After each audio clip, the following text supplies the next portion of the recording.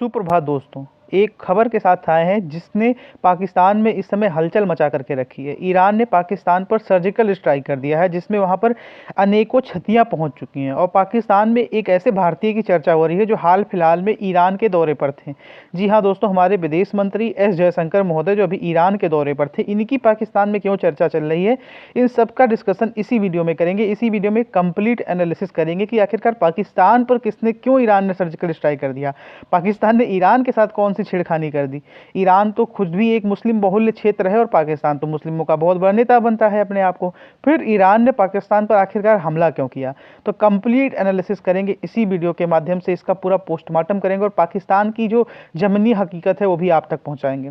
मित्रों, ऐसा कहा जा रहा है कि पहले तो ईरान ने कहा, फिर पाकिस्तान ने भी माना इस बात को, और कल पाकिस्तान के जब राष्ट्रपति पर दबाव पड़ा, प्रधानमंत्री पर दबाव पड़ा, तो उनके तरफ से भी एक स्टेटमेंट आया। तो जैसा कि ईरान की तरफ से पहले बताया गया था कि ईरान की एयर स्ट्राइक में पाकिस्तान में भीषण तबाही मचाई गई है, यानी कि जो एयर स्ट्राइक थी किस इलाके में थी ये भी हम अभी आपको बताएंगे।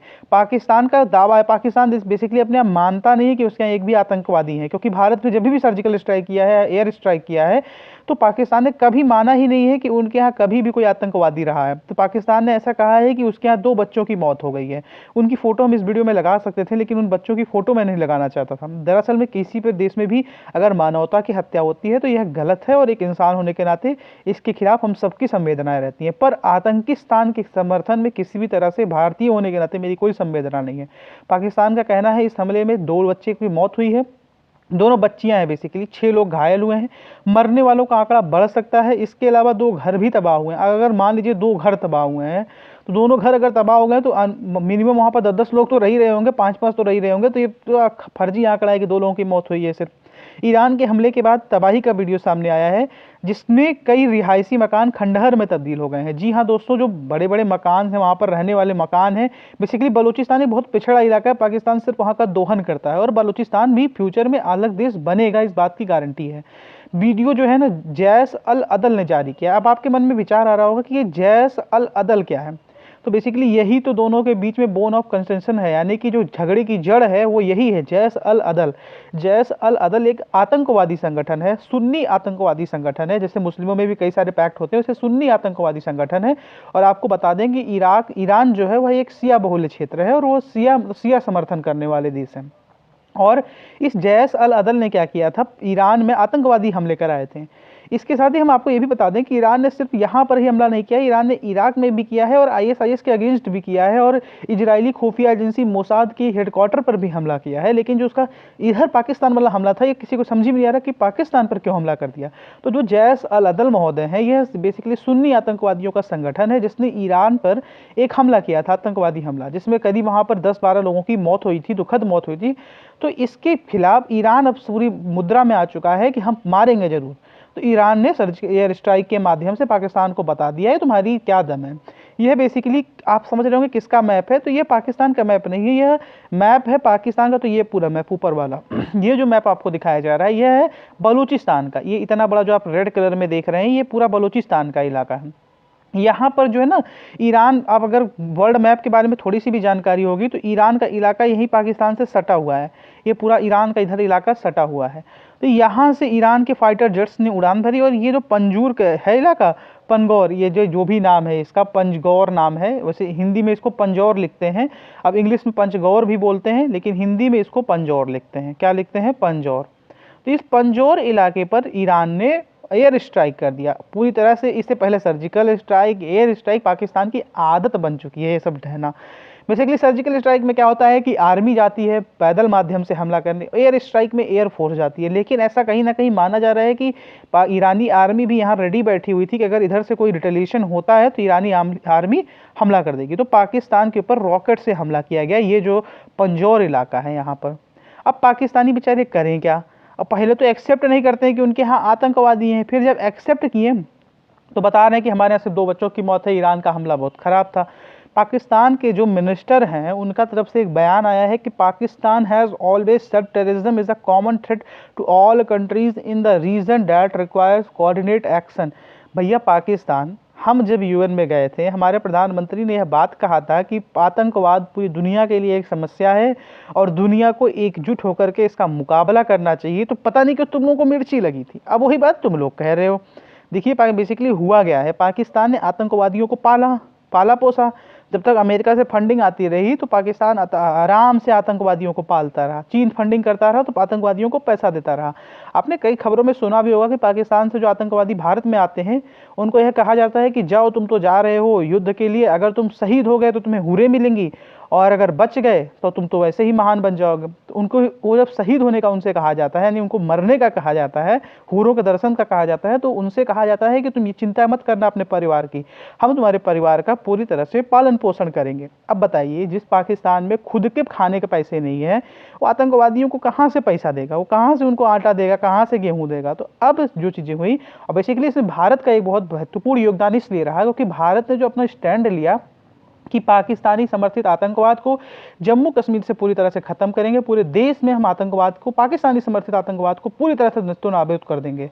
इसका असर भी हुआ। ऐसा कहा जा रहा है कि कश्मीर में अब सिर्फ 50 के करीब पाकिस्तानी आतंकवादी या टोटल मिलिटेंट्स जो बचे हैं वो 50 के करीब बचे हैं। इनमें से भी खात्मा चल रहा है, ऑपरेशन ऑल आउट चल रहा है।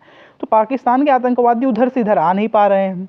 अब पाकिस्तानी आतंकवादी करें क्या बेचारे। तो पाकिस्तान आतंकवादियों ने क्या किया, उनके देश में ही बम फोड़ना स्टार्ट किया। जब पाकिस्तान के देश में ही बम फोड़ना स्टार्ट कर दिया तो पाकिस्तान को पता चला भैया ये तो सांप को हम पाल रहे थे, जैसे इसको दूध देना बंद किया तो डसने के लिए दौड़ पड़ा। तो पाकिस्तानी फॉरेन मिनिस्टर महोदय, आप ये जो कह रहे हैं कि सबके लिए कॉमन थ्रेट है, तो इसमें भारत आपसे यही चीज़ बहुत पहले से कहता आया है।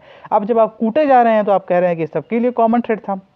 इसके आगे उन्होंने कहा कि such unilateral acts are not in conformity with the good neighbourly relations and can seriously undermine bilateral trust and confidence. एक बात बताओ, आप यूनिलेटरल एक्शन था ये, ठीक मान लेता हूँ कि एक तरफा हमला था, आप भी कर दो हमला ईरान पे, नहीं कर सकते ना, क्योंकि तुम्हारे दम ही नहीं है हमला करने का, तुम्हारे दम ही नहीं है। तो तुम दम भरते हो कि हम ये कर देंगे वो कर देंगे, तुम्हारे अंदर नहीं है पावर। और यह बात आप तुम लोग एक्सेप्ट कर रहे हो, कहीं ना कहीं कह रहे हो कि नेबरली रिलेशंस खराब हो रहे हैं, जो बायलैटरल ट्रस्ट एंड कॉन्फिडेंस है। भैया ये बताओ, पाकिस्तान से किसको ट्रस्ट होने लगा? पाकिस्तान से अफगानिस्तान के तालिबानी आतंकवादियों को तो ट्रस्ट हुआ ही नहीं। पाकिस्तान से अफगानिस्तान की आम जनता इतनी ट्रस्ट हो गई है।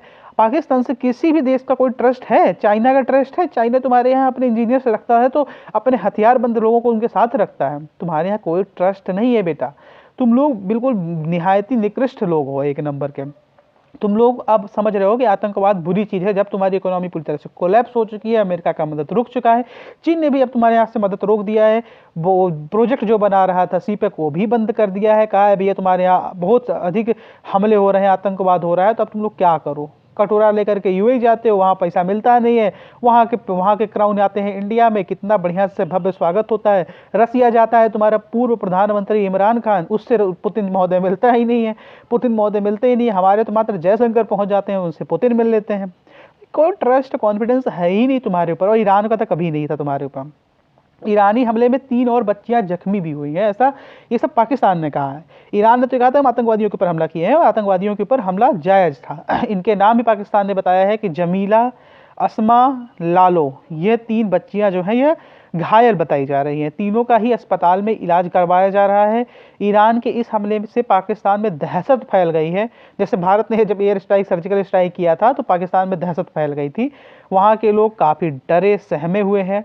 इधर पाकिस्तान ने इस हमले की निंदा करते हुए कहा है कि इसके गंभीर परिणाम होंगे। गंभीर परिणाम क्या होंगे?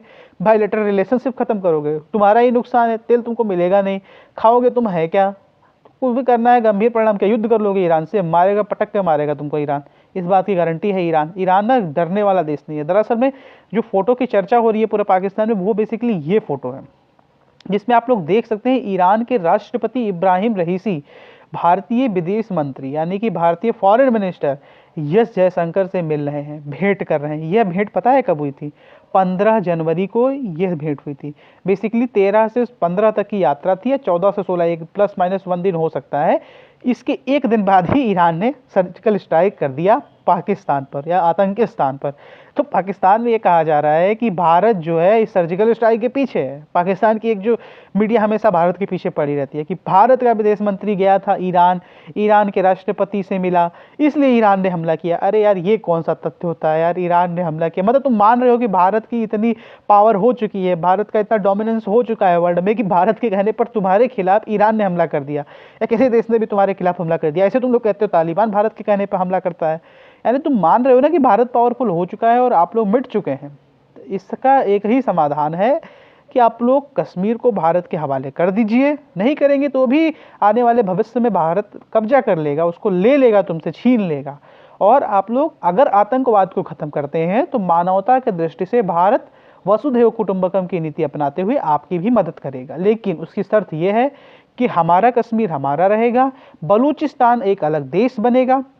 बलूचिस्तान बेसिकली क्यों अलग देश बनेगा? बलूचिस्तान में सारे संसाधन है और इन पाकिस्तानियों ने उसका दोहन किया है और उनको किसी भी प्रकार से मदद नहीं की है। 1 रुपया का वहाँ फंडिंग नहीं करता है। वहाँ के हालात इस हिसाब से जर्जर हैं। बलूचिस्तान अलग देश बन करके रहेगा। पाकिस्तानियों, कान खोल के सुन लीजिए आप लोग की जो ये महत्वाकांक्षा रहती है कि हम लोग कश्मीर ले लेंगे, ये ले लेंगे, वो ले लेंगे, कुछ नहीं लेने वाले हो। कटोरा तुम्हारे हाथ में था, कटोरा भी अब छीनने वाला है। कटोरे के बाद जो भी रहेगा अपनी लुंगी पसार के उसमें से जो तुम लोग हिस्से मांगना तो वो रहेगा बस, और कुछ नहीं रहने वाला पाकिस्तान में। ये मैं नहीं कह रहा हूँ, ये रिपोर्ट्स कह रही हैं। अगर किसी पाकिस्तानी भाई को या पाकिस्तानी बहन को, भैया वहाँ भाई बहन तो होते नहीं हैं, उनको बुरा लगा हो तो लगे बुरा। मेरा किसी को टारगेट नहीं था इस वीडियो के माध्यम से। मैं सिर्फ यह बताना चाहता था कि क्यों पाकिस्तानी इस हिसाब से बौखला गए हैं कि किसी भी प्रकार से भारत के ऊपर आरोप पे आरोप लगाए जा रहे हैं, आरोप पे आरोप लगाए जा रहे हैं कि भारत के कहने पर, भारत के उकसावे पर हमला हुआ है।